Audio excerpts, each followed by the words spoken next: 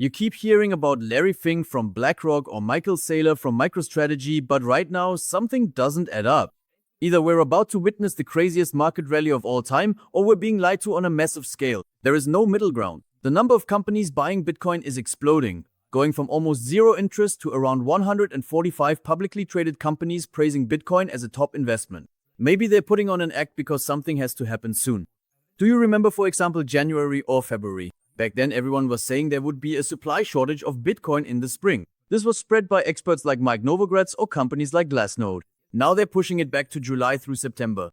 That seems extremely suspicious. Every day you read about new purchases, not just of Bitcoin, but also of Ripple, XRP, or Ether. Over 30 times a month, and not in millions, but in billions. Take MicroStrategy, for example. They've ramped up their program from $7 to $21 billion and are planning to invest or raise another $84 billion by 2027, meaning a total of $100 billion for Bitcoin. Announcements like these alone should make the price skyrocket. And now just imagine BlackRock or Fidelity put $1 billion into Apple shares. The price of Apple shares would immediately skyrocket. No one would remain pessimistic.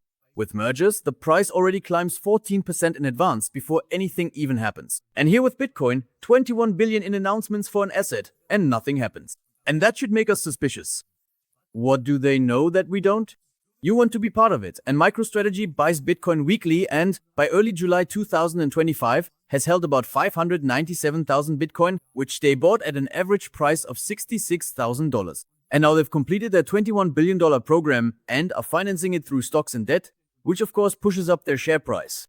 And in the last 60 days, more than 60 companies have announced or executed purchases of $700 to $800 million per deal. In total, 145 publicly traded companies hold over 858,000 Bitcoin, which is about 4% of the total supply, and in the second quarter of 2025 alone, they bought 159,000 Bitcoin for over 17 billion.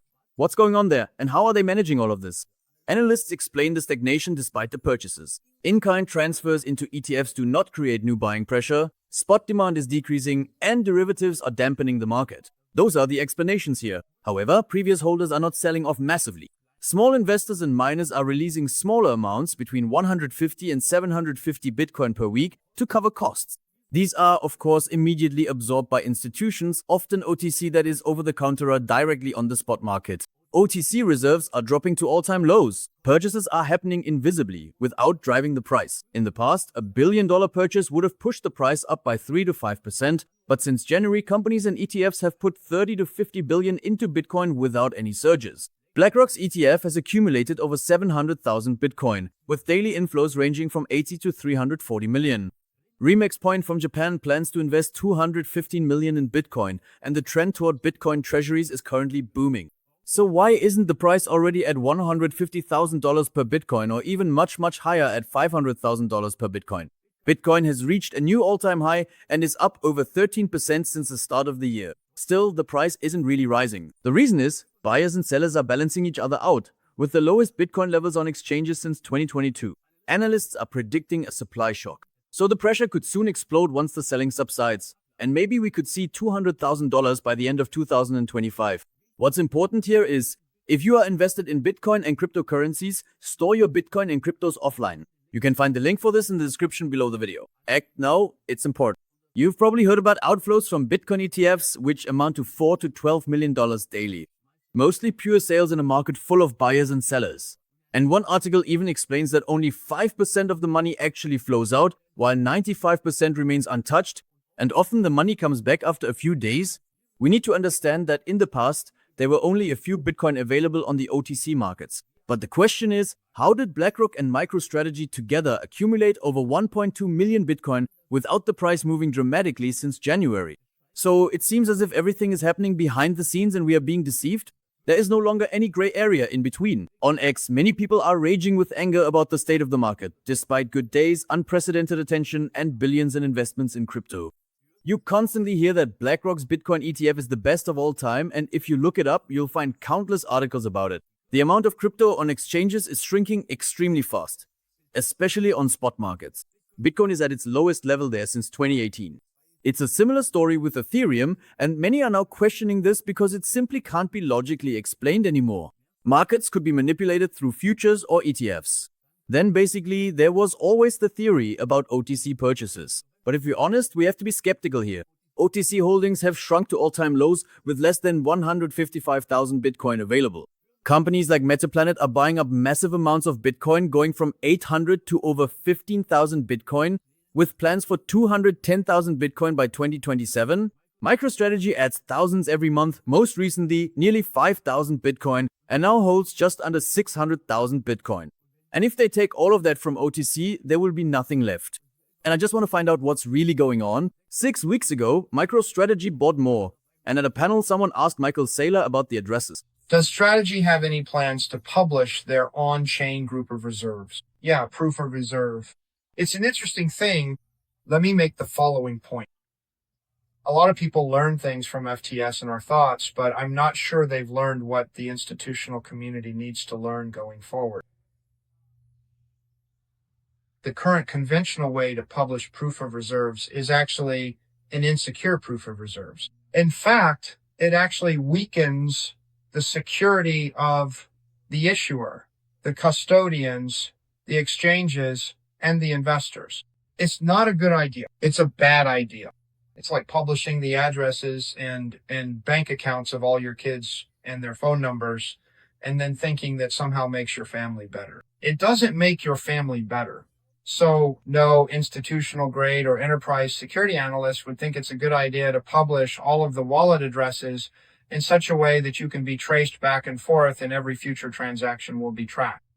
I would say, go to AI, put it in deep think mode, and then ask it, what are the security problems of publishing your wallet addresses, and how might they undermine security and funding over time? It'll write you a book. It'll be 50 pages of security problems. So the problem with proof of reserves, the way people are doing it right now, is that, first of all, it's a proof of assets that is insecure, and it is not a proof of liabilities. And so if you really, truly want crypto security, a lot of people just don't really understand Bitcoin. At its core, it's about transparency. That's exactly why we have the blockchain and not just a simple piece of paper that we pass around. That basically ensures that we know everything. There are only 21 million Bitcoin. And if a company now says, we have 1 million Bitcoin, then you simply demand, show us. That's different from the banking system. Prove what you have. Michael Saylor dismissed this as a security risk in the past, which is nonsense, because the coins are on-chain and no one can just steal them. At MicroStrategy, they're simply stored, maybe on Coinbase or in some kind of vault. Analysts have found 97.5% of their announced 600,000 Bitcoin on-chain, and every purchase announcement is basically traceable. And from a broader perspective, MicroStrategy claims almost 3% of the total supply, minus the lost coins in Bitcoin, and they're aiming for 1 million Bitcoin. And we have to understand, crypto thrives on transparency, not on blind trust like with banks. Even governments could use Bitcoin as digital gold to back their currencies without lying, because everyone can verify the amount. Transparency and trust go hand in hand here. Basically, I have a lot of questions. For almost all companies, when they buy Bitcoin, their stock price shoots up massively, sometimes by 400%. In the past, an announcement would drive the Bitcoin price up by 15%, like with Tesla, for example. Today, BlackRock holds 700,000 Bitcoin, MicroStrategy holds a similar amount, and companies are buying $50 to $100 million worth of Bitcoin every day. In the second quarter of 2025 alone, companies bought nearly 160,000 Bitcoin for over $17 billion. Yet the price is at 111,000 US dollars. It's all crazy. The amount of Bitcoin on exchanges is dropping to an all-time low of 15%, leading to a supply shock. So how do you buy then? Probably OTC, meaning over-the-counter, invisible. And then there's the theory that the old Bitcoin holders are now selling their Bitcoin. But that doesn't fit either. That would be all over the news, because someone would have tracked it. We have to keep in mind, within a year and a half, companies have bought millions of Bitcoin. One thing is certain. Something strange is happening right now. And as I said months ago, July 2025 will be the deciding moment. Prices have to move, because retail investors, that is, regular people, are exhausted from job losses, everyday stress, inflation, rising prices, and so on. I've been in the crypto market for several years and have experienced different cycles. Back then, even a sneeze could move the market. Now, billions are flowing in without any reaction. So let's see what happens. Don't let yourself be intimidated. And I wonder if all of this is even real. You still haven't seen any reports from other analytics firms investigating the actual purchases made by these companies. It's impossible for everyone to own 2, 3, 4, 5, 6, or even 7,000 Bitcoin without affecting the OTC market or causing prices to rise. I'm absolutely serious about that. What exactly just happened in this market? We've never seen this much attention and money flowing into crypto, into Bitcoin. Think about the Bitcoin ETFs. After Grayscale sold, every time BlackRock bought, the price rose from $16,000 to $79,000 per Bitcoin. And then that lasted for 6 months in the year 2024. And since then, over 120 companies, several countries, central banks, and even others have been buying Bitcoin directly or through ETFs, which allows BlackRock to buy spot. Either all of this is true right now, or we're living in a huge illusion.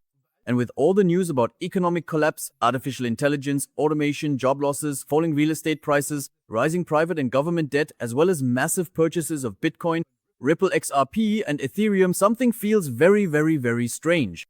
Basically, it all seems very suspicious. I hope you were able to take something away from this video and that you have a great day. And if you want to store your Bitcoin and crypto offline, click the link in the description. Just remember, the US has announced that it will buy Bitcoin.